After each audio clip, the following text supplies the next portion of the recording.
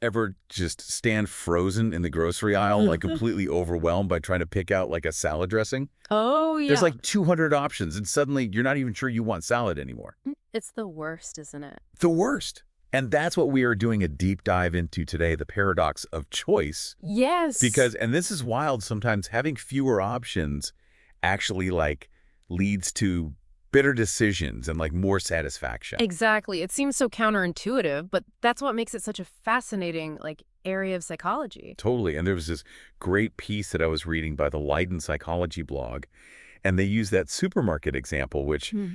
anyone who's ever like had to buy toothpaste can relate to, but they actually call it choice paralysis. Right? It's like our brains just short circuit. Yeah, it's like we evolved to avoid loss way more strongly than we pursue gain. So Mhm. when we have tons of choices, right, the risk of making a bad decision Oh, I see. looms way larger in our minds than the potential reward of finding that single best option. Okay, so fear of missing out, like classic FOMO, is it like literally messing with our ability to just buy salad dressing. That's exactly what it is. Our brains on too many options are primed for anxiety, not decisive action. Ugh, tell me about it. I am reminded when I was trying to buy a new laptop a few months ago, it Oh, was yeah. I agonizing. remember I that. spent weeks researching, comparing specs, reading every single review, Oh, yeah, and the whole thing. by the time I finally clicked buy, Oh. I was so mentally exhausted I could barely even like enjoy the new machine. Right. I just kept second guessing myself, wondering if I'd made like the right call or not. And that right there, that is the hidden cost of having all of these options. It's not just about the thing we're choosing. Yeah. It's about the mental energy that we waste getting there. Oh, for sure. And as you experience that can really take away from the joy of the decision itself. 100%. So how do we escape this choice overload trap? Right? Like, do we have to become minimalists who just own one type of everything? Well, that is definitely one approach, but it's not about deprivation. It's more about understanding the different ways that people make decisions. And this is where the concept of maximizers versus satisficers comes in. And Wesley Van Peer breaks this down really well in his article on Medium. Okay, maximizers versus satisficers. Break that down for me. So imagine you're ordering a pizza. Okay. A maximizer is that person who's agonizing over every single topping combination, convinced that there's one best pizza out there. I feel very seen right now. Right. And they're driven by this need for the absolute best. And as you might imagine, that can get kind of exhausting. Yes, and a satisficer. The satisficer is perfectly content just finding a pizza that sounds good enough. Okay, They're not chasing perfection, they're just looking for a satisfying experience. got it. And here's the kicker. Research suggests that, on average, satisficers are actually happier with their choices, Really? even if those choices aren't objectively better. So sometimes good enough is actually, well, good enough. Exactly. Mind blown. Okay, Yeah. but what about bigger decisions, though, like finding a job? Right, that's where it gets even more interesting because having some choice is obviously very empowering. For sure. But Claudia Scouron, in her Psychology Today article, makes this fascinating point that too much choice actually decreases our accountability for our own happiness. Okay, how does that work? Okay, so let's say you're job hunting and you're just bombarded with options. Right. If you end up in a role that's not a perfect fit, it's very easy to blame that overwhelming number of choices. Oh, like, if only I had chosen differently. Exactly right. If only I had chosen differently, but with fewer options, you're more likely to own your decision and focus on making the best of it. It's almost like we outsource our happiness to the sheer volume of choices Right. instead of taking responsibility for finding it within the choices we do make. That's exactly right. And this applies to way more than just careers, from our relationships to where we live, even down to what we eat. Oh, wow. Yeah. That tyranny of choice can sometimes make us feel less in control of our own destinies. So are we doomed to a life of decision fatigue and endless what-ifs? Tell me there's hope.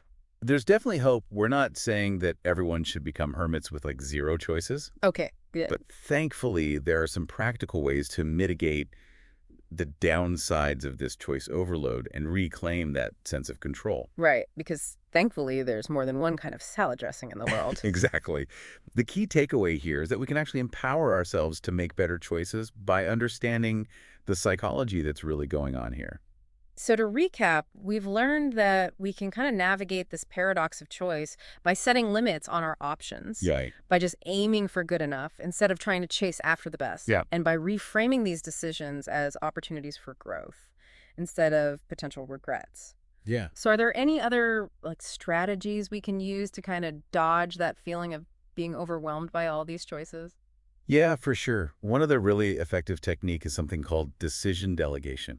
Decision delegation. Okay, that sounds kind of official.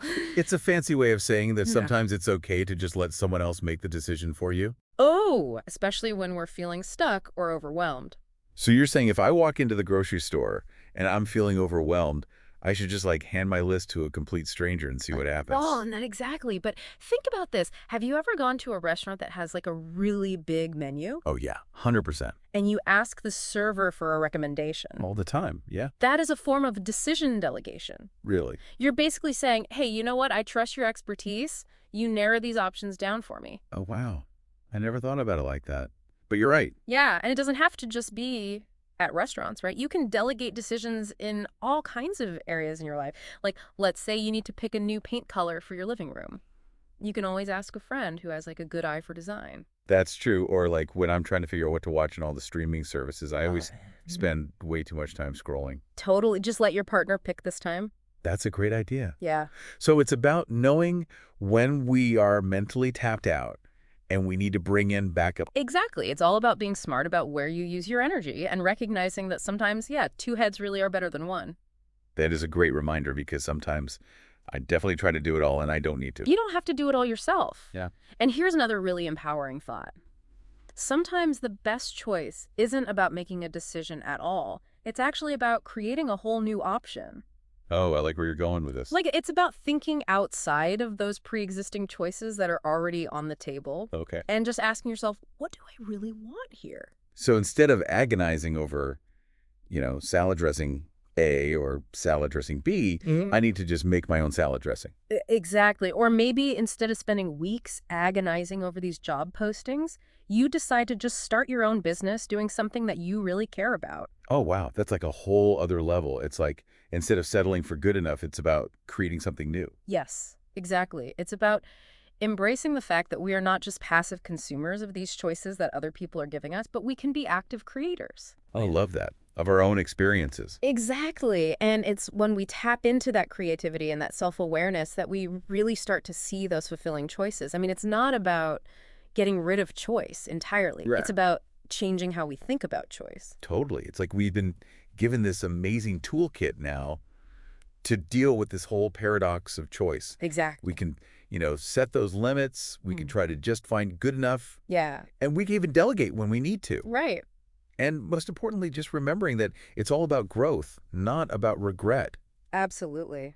I don't know about you, but I'm feeling a lot less overwhelmed by choices now. Yeah. And a lot more equipped to just handle it all. That's great to hear because really choice doesn't have to be something to be afraid of. Yeah. It can be a really powerful tool for like creating the life you want to live. So true. Well, as we wrap up our deep dive here on the paradox of choice, I'm going to leave you with one final thought. Okay. Remember that feeling of being frozen in the grocery aisle, just totally unable to make a decision? Think about how you would handle that situation now with all of these amazing tools. Right. Would you limit your options? Would you just be okay with good enough? Would you maybe ask a friend for help? Yeah. Or maybe you would just walk right past all those salad dressings and make something totally new and unexpected. There you go. The choice, as always, is yours. Until next time, happy choosing.